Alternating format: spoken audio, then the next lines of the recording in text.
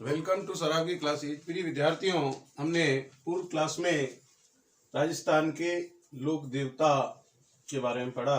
अब लोक देवता में जो कुछ मैटर शेष रह गया उसके बारे में भी मैं आपको क्लियर कर देता हूँ। उस दिन मैंने बताया था आपको कि मतलब जो है इसमें पूर्णता बड़ी देरी से हासिल होती है और मैटर कुछ न कुछ जो आप पढ़ेंगे कहीं भी तो उसको मिलता जाएगा। तो सर्वप्रथम जैसे मैंने उस दिन आपको गोगा जी के बारे में, पाबू जी के बारे में, रामदेव जी के बारे में बताया था, तो उनमें कुछ मैटर मुझे और मिला। तो आप ध्यान रखें, मतलब गोगा जी को गोगा बापा के नाम से भी पुकारते हैं, यानी कि इतने बलशाली थे वो कि एक तरह से जो बापा थे तो उनको बापा की संज्ञा दी गई। गोगा जी को गोगा बापा भी कहते हैं। गोगा जी के पिता का नाम रे वर्ड है, मतलब जब आ की मात्रा टाइप लग रहा था लिखने में, तो जेवर सिंह। तो आप क्लियर रखें कि उनके पिताजी का नाम क्या था, जेवर सिंह। माता का नाम तो माछल था ही, जो बता दिया। तो उसमें ये कि जेवा नहीं पढ़ के जेवर सिंह था, ये ध्यान रखें हम। और कुछ बताया कि ऐसी मान्यता है कि जो उनके जन्म गुरु गोरखनाथ के आशीर्वाद से हुआ। गोगा जी का जन्म जो है उस समय जो गुरु गोरखनाथ जी थे उनके आशीर्वाद से हुआ। और उनकी पत्नी का नाम केलम दे था। गोगा जी की पत्नी का नाम क्या था, केलम दे। कभी कभी पूछ लेते हैं गोगा जी की धर्म पत्नी का नाम निम्न में से क्या है, नेतल दे, केलम दे, कुछ भी और ऑप्शन आ जाए तो अपने को पढ़ना है तो फिर पूर्ण पढ़ा। मेरी वही है कि मैं कंटेंट ही, मेरा इसमें आपसे प्रयास है कि ज्यादा ज्यादा कंटेंट में। तो पत्नी का नाम, गोगा जी की पत्नी का नाम केलम दे था, किंतु विवाह पहले उनको सांप ने डस लिया। केलम दी को मतलब जो है ऐसी इतिहास में हमने पढ़ा कि विवाह पहले उनको सांप ने डस लिया केलम दे को, जिससे कुपित हो गए गोगा जी को पता पड़ा कि सर्प ने मतलब जो है केलम दे को डस लिया है। फिर अपने शक्ति मंत्र पढ़ने लगे वो, क्योंकि विद्वान थे और बड़े ओजस्वी मंत्र के ज्ञाता थे। तो शक्ति मंत्र पढ़ने पर जो बहुत सारे नाग तेल की कढ़ाई में आकर के मरने लगे, और जो नागों का देवता नाग देवता, उन्होंने केलम दे का जहर निकाला और क्षमा मांगी। ऐसी मान्यता है कि गोगा जी युद्ध भूमि में जब युद्ध कर रहे थे तो उनका जो सिर था वो तो चूरू जिले के जिस स्थान पर गिरा वहां शीश मेड़ी कहते हैं। उस स्थान को क्या कहते हैं, शीश मेड़ी के नाम से जाना जाता है। उस जगह का नाम ही शीश मेड़ी है। तथा जहां शरीर उनका जो यानी धड़ भाग जिसे अपन कहते हैं, सिर के अलावा गर्दन से नीचे का जो भाग शरीर जाके जहां गिरा उसे गोगा मेड़ी कहा गया है। जहां गोगा जी का मेला बनता है तो उस जगह का नाम क्या रखा गया, गोगा मेड़ी। बहुत सी बार या क्वेश्चन पूछ के आ जाए कि निम्न में किस कारण गोगा मेड़ी है, तो जहां गोगा जी का शरीर युद्ध में वीरगति पे गिरा, जहां सिर जाके गिरा वो तो शीश मेड़ी, और जहां शरीर गिरा उसे गोगा मेड़ी कहा गया है। और जो गोगा मेड़ी है उसको दुर्मेड़ी के नाम से भी जानते हैं, और बनावट मकबरे नुमा है, क्योंकि उनका जो युद्ध है वो आपको पता है कि मुगल शासकों से बात उनका भी, क्योंकि जहार पीर की संज्ञा दी, कई प्रकार के नामे दिए, तो बनावट भी उस प्रकार से फिर मकबरे नुमा बनाई गई। तो जन्म स्थल जो उनका चुरू में ददरेवा है वो शीर्ष मेड़ी है। वहां मतलब जो है जहां पे गिरा शीर्ष मेड़ी वो ददरेवा में। तथा जो समाधि स्थल है, जो उनकी समाधि स्थल है वो एक तरह से गोगा मेड़ी है ना। तो समाधि स्थल पूछ ले बहुत सी बात कि गोगा जी की समाधि स्थल निम्न में से है, वहां ददरेवा भी है, वहां शीर्ष मेड़ी भी है, वहां गोगा मेड़ी भी है। तो आपको गोगा मेड़ी को राइट करना है। और उसकी बनावट पूछे तो मकबरे नुमा है। गोगा जी की जो बनावट बनी हुई समाधि की वो मकबरे नुमा। तो इस पर छोटी छोटी बात है, और उसको दुर्मेड़ी भी कहते हैं। तो ये क्योंकि अब कंपटीशन का युग है, पहले तो नाम पूछ लिया, केवल बड़ी बड़ी बातें पढ़ती हुई गोगा जी मतलब जो है सांपों के देवता है, ये है, तो अपन कोई बातें आती थी, किताबों में वही चीजें थी। आज मतलब हमें मैटर की कोई कमी नहीं है, मैं पूर्व में ही बता चुका और आप सभी भी जानते हैं कि विद्यार्थी, इवन टीचर भी यदि क्लास में कंट्रोल नहीं है और यदि उसकी कंटेंट नहीं, एफिशिएंसी नहीं है, सब्जेक्ट कमांड नहीं है, तो बच्चे उसे मतलब जो है बहुत कुछ पूछ के फेल कर देंगे, नर्वस कर देंगे। तो ये समय आ गया, गोगा मेड़ी को दुर्मेड़ी भी जाना जाता है। अब अगले पाबू जी, मतलब गोगा जी के बारे में अपने जो कुछ भी और ऐड करना था पहले के मैटर में आप ये। पाबू जी के पिता का नाम धांधल था, वहां अपने पिता का नाम नहीं जाना था, तो पिता का नाम धांधल और माता का नाम कमला दे था। पाबू जी की माता का नाम कमला दे, पिता का नाम धांधल था। और इन पाबू जी का जो विवाह है राजा सूरजमल सोढ़ा की पुत्री सुप्यार दे से हो गया था। यहाँ राजा सूरजमल सोढ़ा की पुत्री सुप्यारदे से हो रहा था। तो उस समय क्या हुआ कि जो उनके बहनोई थे जायल के, नागौर डिस्ट्रिक्ट में जो जायल है, जायल के महाराज जींद राव खींची से देवल चारणी, यानी उनकी जो घोड़ी थी केसर कालमी घोड़ी, ये मांग कर लाए थे। मतलब उन केसर कालमी जो घोड़ी थी ये मांग करके लाए थे, तो उनको वापिस देना था एक तरह से। तो उधर मतलब जो है छोड़ करके, क्योंकि युद्ध जब होने लगे तो उस समय बाबूजी जो है वहां पहुंच जाते हैं केसर कालमी घोड़ी लेकर के। देचू गांव में इनका युद्ध होता है, ये भी पहुंच गए देचू गांव में, युद्ध करते वीर गति को प्राप्त हो गए। कौन? बाबूजी। बाबूजी की जो विशेष निशानी बाईं ओर झुकी हुई, ये जैसे अपना ये दायां है, ये बायां, बाईं ओर झुकी हुई, ऐसे क्यों? बाईं ओर झुकी हुई पाक के लिए बहुत सी बार आ जाए, क्योंकि अलग अलग जो अपने राजा महाराजा महापुरुष हुए या सूरवीर थे तो पगड़ी बांधने की स्टाइल भी अलग थी, मेवाड़ मारवाड़। तो जो बाबूजी की जो पगड़ी थी वो बाईं ओर झुकी हुई, मतलब समझो ये तो भाग हो गया दायां और ये हो गया बायां, तो पगड़ी यूं रहती, इधर ऊंचा रहता नीचे, है ना।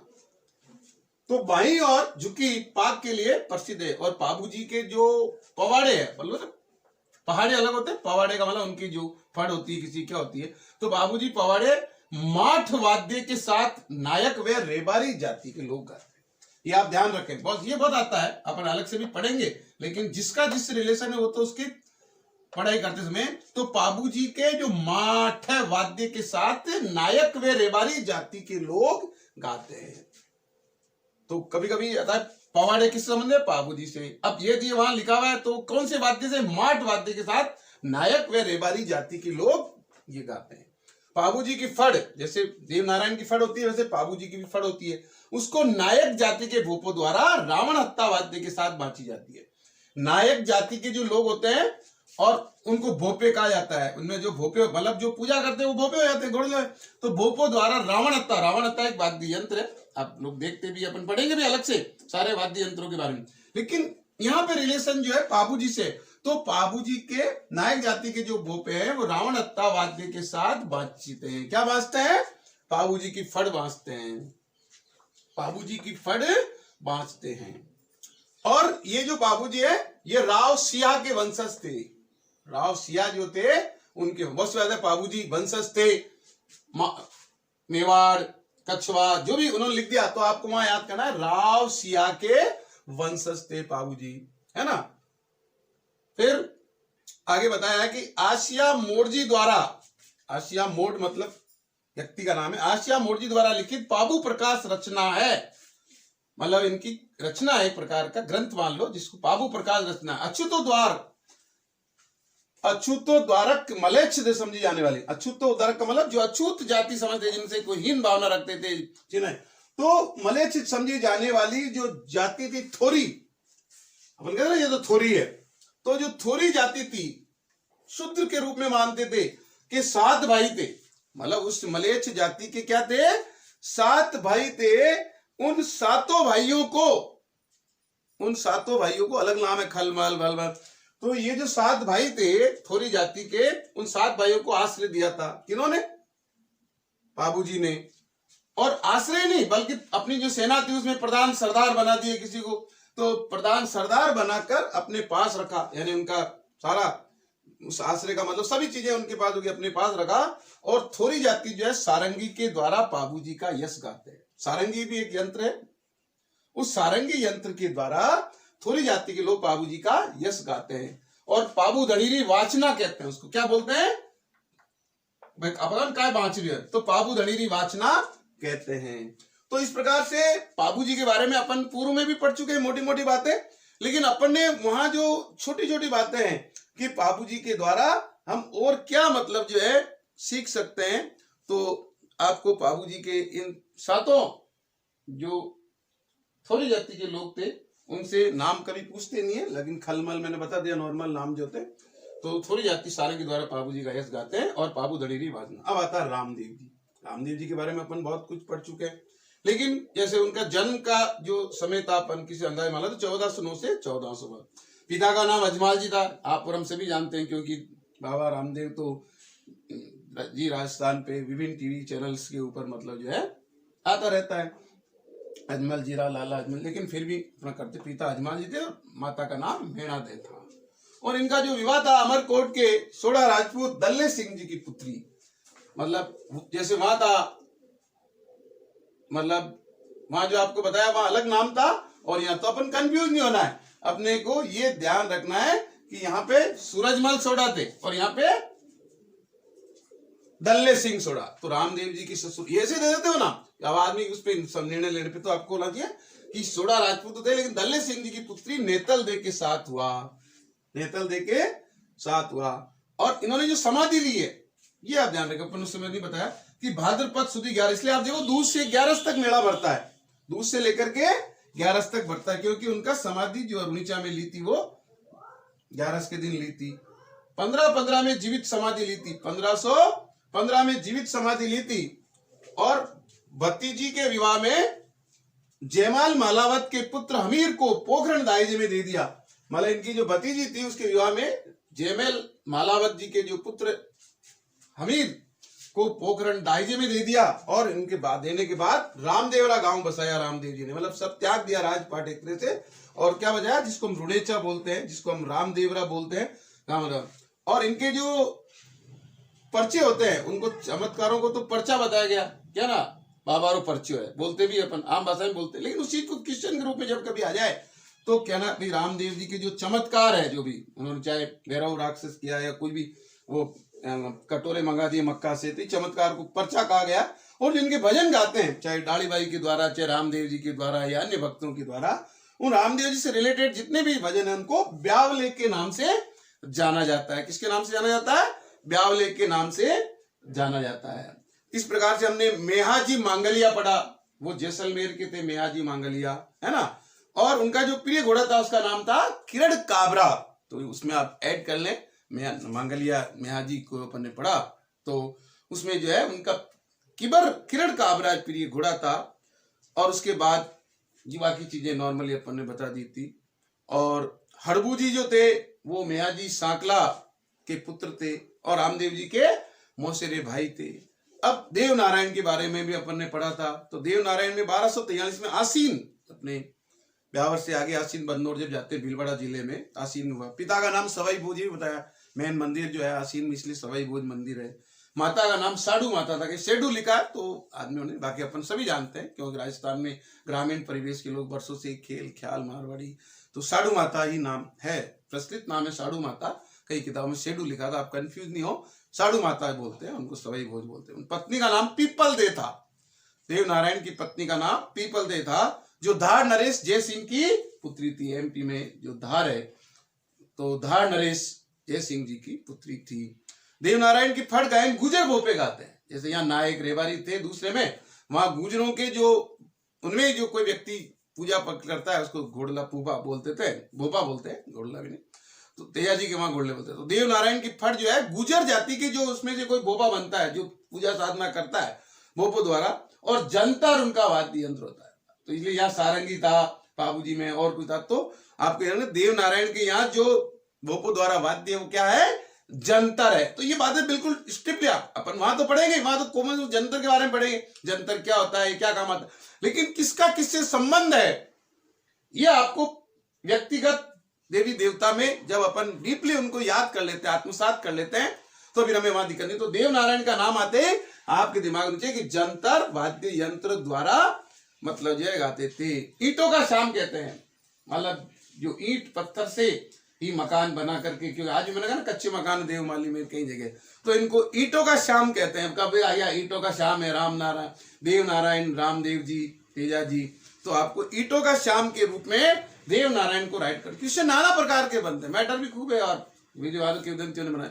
तो ईंटों का शाम देव नारायण जी है। और देव नारायण ही ऐसे प्रथम लोक देवता है राजस्थान में जिन पर 2011 में केंद्रीय संचार मंत्रालय द्वारा डाक टिकट जारी किया। ऐसा क्वेश्चन तो बिल्कुल शिक्षाविद के द्वारा दिया जाता है कि तेजा जी भी है, रामदेव जी भी है, लेकिन देव नारायण जी के ऊपर हमारा जो केंद्रीय संचार मंत्रालय के द्वारा डाक टिकट जारी कर दिया गया। अब एक अजूबी बात के रूप में कुछ अब आपके दिमाग में रहता है कि भाई राजस्थान में प्रचलित नाम तो रामदेव जी का ज्यादा है, मानने वाले भी ज्यादा है, तो अपने दिमाग में साइकोलॉजिकल अपन ये सोचते हैं तो उसको टिक लगा दिया।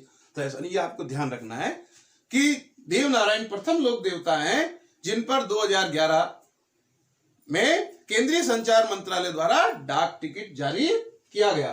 तो इस प्रकार से हमें मतलब जो है उस पे रहता है कि हम किस प्रकार से इन चीजों को आत्मसात करें जिससे कि वो आ जाती है।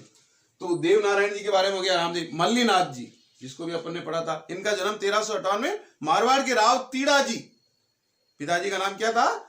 तीड़ा जी, सलखा जी भी बोलते थे निकनेम के रूप में, और माता थी जानी दे, माता का नाम क्या? जानी दे।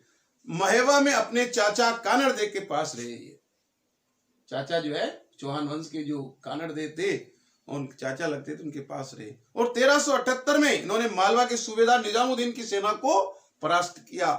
तिलवाड़ा बाड़मेर में मल्लीनाथ जी का मंदिर है, और इनकी रानी रूपा दे का मंदिर, इनकी रानी का नाम क्या था? रूपा दे का मंदिर मालाजाल गांव में बना है। मालाजाल गांव है ना। तेजाजी के बारे में पढ़ा अपने, वीर तेजाजी की बहुत सारी बातें पढ़ ली। धोलिया लिखा रहता है, मतलब जाटों में जैसे अलग अलग गोत्र होती, दिया है, आबासरा है, कुछ भी, तो इनकी जात धोलिया है, धोलिया वंश के, धोलिया गोत्र के ये जाट थे। और 1130 में वहां अपन 1073 लिखा, तो 1073 क्या है? ईस्वी सन है। और विक्रम संवत की बात आती है, कभी कभी क्या हुआ विक्रम संवत पूछ ले, अब अपन को कंफ्यूजन है। विक्रम संवत तो 1130 है, और ईस्वी सन है वो 1073 है। माघ शुक्ला चतुर्दशी को इनका होता है, बृहस्पतिवार था, तो अभी बहुत सी बात माघ शुक्ला मतलब 14 का जन्म है तेजाजी का। इनके पिता का नाम ताहर जी पहले पढ़ चुके हैं, और माता का नाम राम कुंवरी, वर्ड भी यदि कहीं आता है, क्योंकि कई किताबों में राजकुमारी लिखा है, कई किताबों में राम कुंवरी लिखा है। तो मैं जहां तक समझता हूँ, क्योंकि हमारे ग्रामीण परिवेश में ज्यादातर नाम भी ऐसे होते हैं, राम कुंवरी भौरी, तो सटीक नाम यही है कि, और वैसे ऑप्शन में वहां दोनों नहीं होंगे, एक ही होगा, लेकिन कहीं राजकुमारी भी लिखा है और अपन ने पढ़ा है, तो उसको फिर ठीक करना ही, क्योंकि वो दूसरे नाम अलग ही है, धूमली पेमली, तो अपने को राम कुंवरी नाम यदि आता है तो वहां पे उसको राइट। इन चीजों में क्या होता है, कभी कभी नाम में भी कुछ लेने बोलने में होता है, लिया जाए तो लेखक की भी गलती नहीं होती है, जहां बात सही होती है उसको देखो अपन को स्वीकार करना पड़ता है। लेखक भी कोई भगवान जन्म से कोई सीख के ना कहते, सब अपन प्रयत्न सीखते हैं, तो इनमें ऐसी कोई बात नहीं होती है देखो किसी। लेकिन जो स्थायी चीजें होती है, जैसे मैंने आपको उदाहरण बताया कि भाई कृष्ण की जन्माष्टमी जो है वो तो कृष्ण पक्ष अष्टमी होने, वहां आप अपनी भूल भी रहती है और अपने को पछतावा भी होता है कि आते हुए भी चीज अपन ने गलत क्यों, वो ठोस है, कैलेंडर है, अपन बरसों से मना। अब ये चीजें जो है उन पे आधारित है कि अपन जो पूर्वज थे वो कैसे उन चीजों को मानते अपनाते, और एक इतिहास नया जो पुराना तो है लेकिन उसको आजकल उसको बड़ी कंपटीशन बढ़ा है।